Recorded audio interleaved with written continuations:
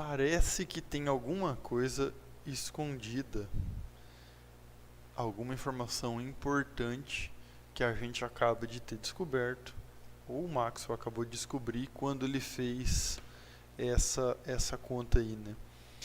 Ele publicou esse trabalho em 1867, onde ele fazia com muito mais detalhe e etc., mas era basicamente isso que ele mostrava.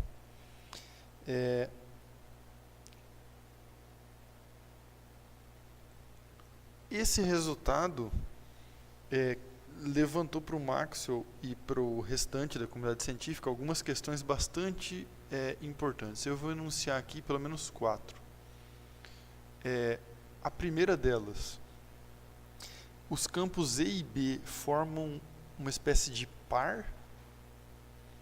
Aparentemente é isso que as equações ali mostraram, já que eu estava falando delas no vácuo, onde a única coisa que existe além de campo elétrico é magnético, e a gente pelas equações percebe que um mais ou menos produz o outro.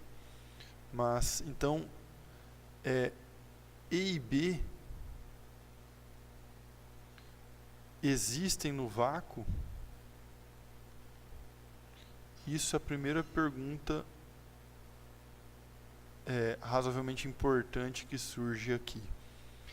A segunda, e que está casada com essa aqui, na verdade, a gente pode complementar essa aqui, né? E B existem no vácuo e para qual frequência? Porque eu não falei de resolver equação de onda aqui, eu só mostrei que aparece uma equação de onda, né? Toda vez que a gente está falando de uma onda, a gente está falando de uma frequência, de alguma coisa que é periódica. Então, quais são as frequências? Isso é outra pergunta que parece ser conveniente fazer.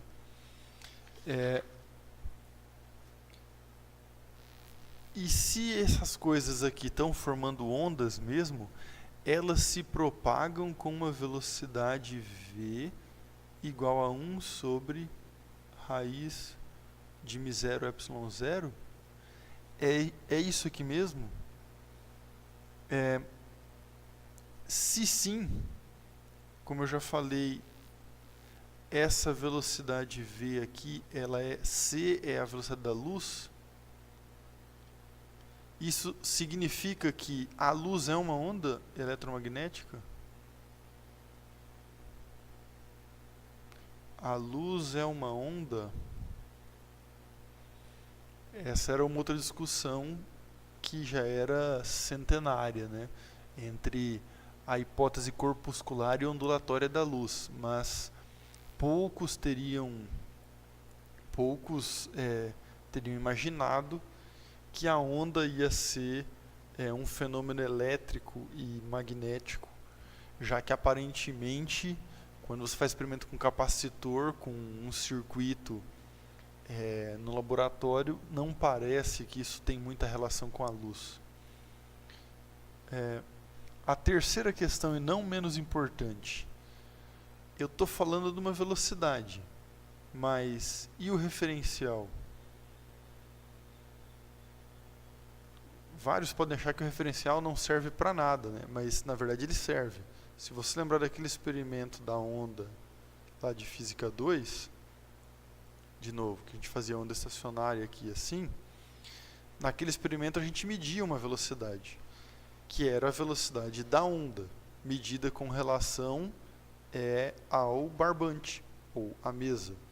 Já que a onda, você pode entender ela como uma propagação de energia que está acumulada de maneira elástica na corda, quando a corda sai do equilíbrio, quando o barbante sai do equilíbrio, e essa onda se move com uma velocidade v. E o referencial, você pode pensar nele como o suporte da própria corda aqui, ou a sala, o laboratório, enfim. Mas no caso da luz, até aqui ninguém falou sobre isso. Eu comecei a falar a partir das equações de Maxwell sobre como essas coisas se comportariam no vácuo, mas eu não falei que havia um referencial. Eu não falei que tinha um ponto onde a onda eletromagnética estava começando ou terminando, que a gente poderia associar algum tipo de referencial.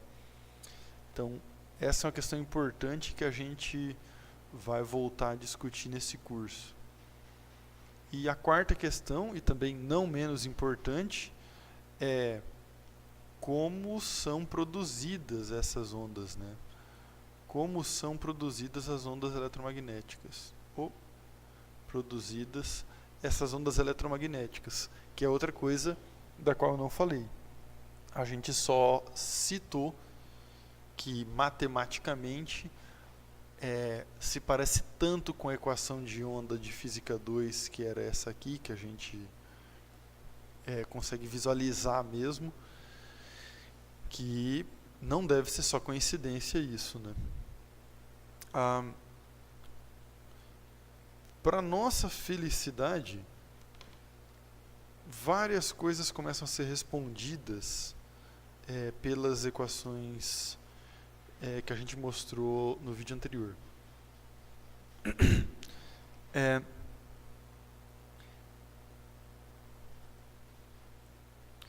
Já que a velocidade da luz é c, a gente pode lembrar que se eu multiplicar, está muito pequeno isso aqui, se eu multiplicar o comprimento de onda pela frequência, então isso aqui é a distância entre duas cristas, é uma medida em metros, e isso aqui é quantas vezes por segundo a onda sobe e desce, medida em hertz, por exemplo. Esse produto aqui dá a velocidade da luz. Então o que acontece é que existem ondas eletromagnéticas, elas se propagam no vácuo, elas não precisam aparentemente de um meio para se propagar,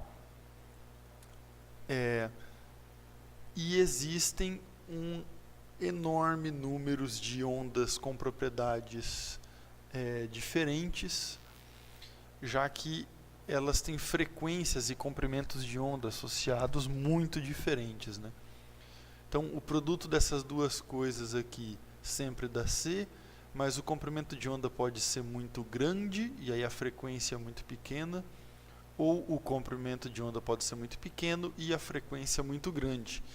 E isso resulta em propriedades drasticamente diferentes. Você deve lembrar que a gente enxerga a luz do azul, a gente enxerga do azul violeta, né? Aí depois vem um pouco o verde, aí vai mudando de cor, vai amarelando e vai até o vermelho. Esse arco-íris visível que a gente enxerga, o espectro do visível, que não são só 4 cores, ele vai mudando continuamente de um para o outro, isso é basicamente luz eletromagnética com comprimento de onda de 400 nanômetros desse lado esquerdo aqui e 700 nanômetros do lado direito aqui. 1 nanômetro, 1 nano é 10 a menos 9 metros. Isso é um tamanho, esse tamanho aqui é bastante pequeno, vocês nunca ouviram falar disso em física 1, em mecânica. Isso aqui a gente consegue medir e é meio senso comum já praticamente, né? Todo mundo ouve falar das cores que a gente enxerga e de que há algumas cores que a gente não enxerga, mas isso não era trivial na época do Maxwell. Se você for pensar, por exemplo, no infravermelho, daí não tem uma cor para ele, né? Porque a gente não enxerga.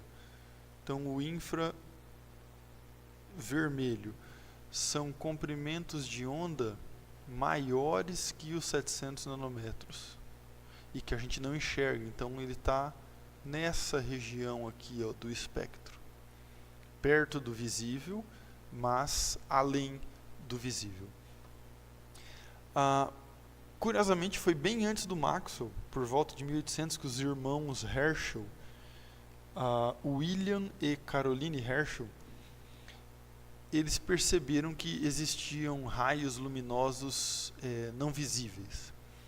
Então eles faziam um experimento com um prisma. Então o prisma estava aqui, ele jogava luz branca no prisma e aí abria o arco-íris da maneira que eu estou representando aqui com esse desenho. E eles fabricavam lentes para telescópio, filtros para telescópios, e quando eles iam fazer observações, eles percebiam que dependendo do filtro, a luz esquentava mais o olho, gerava mais desconforto do que outra cor. Eles começaram a fazer um experimento para tentar medir a temperatura associada às cores. Então eles pegavam 2 termômetros, colocavam um termômetro longe do prisma, como referência, 2 termômetros idênticos, e o outro eles colocavam, por exemplo, em cima da cor azul.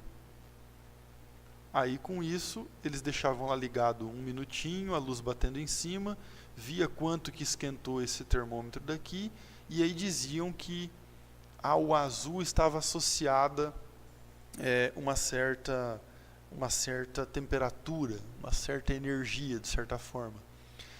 Em uma dessas repetições do experimento, ao invés de colocar o termômetro de referência ali, eles colocaram aqui. E aí o que aconteceu, para surpresa deles, é que o termômetro de referência, que visivelmente não recebia luz nenhuma, esquentou mais do que o outro. E aí por isso os irmãos Herschel chamaram esse negócio aqui de raios caloríficos. E eram raios caloríficos porque eles eram os transportadores do calor, principalmente aqui. Esquentava bem mais do que qualquer uma das outras cores, né? E isso aqui foi por volta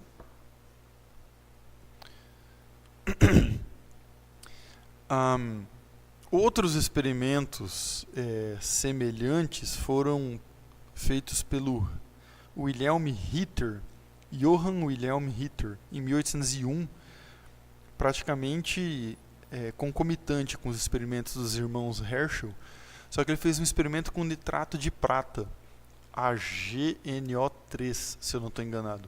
O nitrato de prata ele oxida muito rápido, sobretudo se você tiver luz ultravioleta incidindo em cima dele. Em outro momento a gente pode tentar discutir por que isso acontece. Mas aí o que ele percebeu é que à esquerda do violeta, nesse espectro que eu desenhei aqui, então aqui nessa região, haviam raios luminosos presentes na luz solar que tinham uma capacidade de oxidar muito alta. E aí ele chamou esses raios de raios oxidativos. E esse foi o primeiro nome que deram para o que a gente chama hoje de ultravioleta. Vamos colocar aqui só UV, que todo mundo já conhece essa sigla. Então, UV, o comprimento de onda é menor que 400 nanômetros. Essas definições de onde começa, onde termina cada uma, são um pouco arbitrárias, né? Claro que tem uma faixa ali, 400, 410 nanômetros já é pouco visível e já é algo suficientemente ruim que pode oxidar coisas, dar câncer de pele, etc., como todo o restante do ultravioleta. Então veja só, infravermelho um pouco mais de 700 nanômetros, ultravioleta menos que 400 nanômetros. Mas depois de mais algum tempo, né, o infravermelho e ultravioleta que eu estou falando foram lá pelos 1800, então agora a gente 100 anos para frente, já depois dos trabalhos do Maxwell, então a gente tem a descoberta das ondas de rádio pelo Hertz, que isso foi em 1887. E foi uma confirmação importante da teoria que o Maxwell desenvolveu, né? Também é um pouco arbitrário o range aqui, mas quando a gente vai falar de ondas de rádio, na média a gente vai falar de coisas que tem entre 1 milímetro, ou se você preferir, 10 a 6 nanômetros, já que antes eu estava falando em nanômetro, até alguma coisa como 100 quilômetros, ou 10 a 14 nanômetros. Isso aqui é o que a gente chama de ondas de rádio. Em 1895, um cara chamado Wilhelm Röntgen, eu não falo alemão e eu não sei pronunciar isso, mas ele era alemão, descobriu um raio, que eu vou dizer misterioso, que é o que a gente chama de raio-x por aqui hoje. Na Alemanha, salvo engano meu, ainda é comum você chamar um exame de raio-x de um exame de radiação Röntgen. Então, o Röntgen ele fez elétrons colidirem com material, e esse material emitia os tais raio-x. O mistério pairava basicamente por causa da propriedade desse raio de ser invisível e de, além de ser invisível, de não interagir com o campo magnético, porque um feixe de elétrons interage com um campo magnético, e se você pensar em 1895, ninguém nem sabia o que era um elétron exatamente ainda, né? A descoberta do elétron só veio depois disso. E o raio-x tinha uma penetração na matéria que era inversamente proporcional à densidade do alvo. Os raios só eram detectados por meio de um anteparo. Então ele tinha que colocar algum material que brilhava quando o raio-x colidia com ele. Então o Röntgen escreveu, só para citar aqui, todos os corpos são transparentes a este agente, ainda que em vários níveis. Papel é muito transparente. Atrás de um livro de aproximadamente 1000 páginas eu podia ver a tela fluorescente com um brilho forte. Do mesmo modo aparece a fluorescência atrás de um par de pacote de cartões. Uma folha de estanho mal é percebida. Placas de madeira com 2 ou 3 centímetros de espessura absorvem ligeiramente. Se a mão é colocada entre o tubo de descarga e a tela, a sombra escura dos ossos é vista dentro de uma imagem sombreada de toda a mão.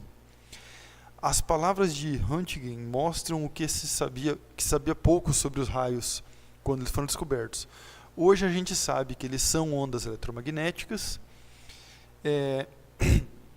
e que o comprimento de onda dos raios-x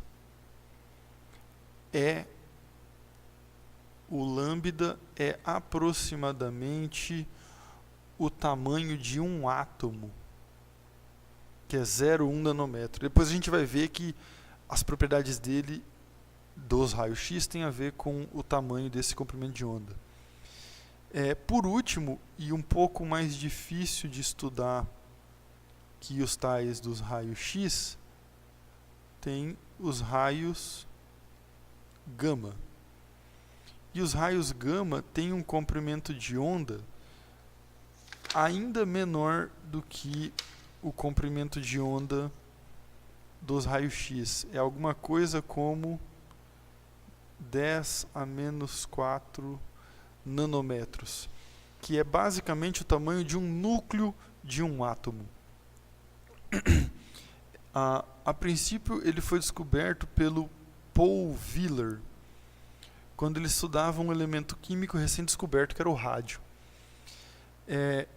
O Wheeler percebeu que, além das partículas que o rádio emitia, ele era uma fonte para um outro tipo misterioso de raio. Esses raios eram inertes a campos magnéticos como os raios-x, porém havia uma importante diferença. Hoje a gente sabe que esses raios tanto X quanto gama são ondas eletromagnéticas, mas os raios gama, por terem um comprimento de onda muito menor, eles penetram ainda mais na matéria, e só alguns núcleos de átomos que vão funcionar como parede para a radiação gama, mas não é nada trivial você fazer uma parede para bloquear a radiação gama, porque basicamente para ela o espaço é quase sempre vazio. A gente vai entrar em uma discussão sobre isso mais para frente. O que é importante frisar aqui é que sobre as 4 questões que a gente falava no começo do vídeo, então os campos E e B, eles formam sim um campo eletromagnético que se propaga no vácuo. A gente ainda vai voltar a essa discussão, mas eu já adianto que ele se propaga no vácuo e tem um range de frequências e comprimentos de onda muito diferentes. Então, se você pegar aqui o raio gama, a gente está falando de 10 a menos 4 nanômetros, e se eu for falar da onda de rádio, eu estou falando de 10 a 14 nanômetros, então já dá 10 elevado a 18 ordens de grandeza, e eu posso, por que não, ter ondas eletromagnéticas com um comprimento de onda ainda menor que a do raio gama, ou ainda maior que os 100 km das ondas de rádio.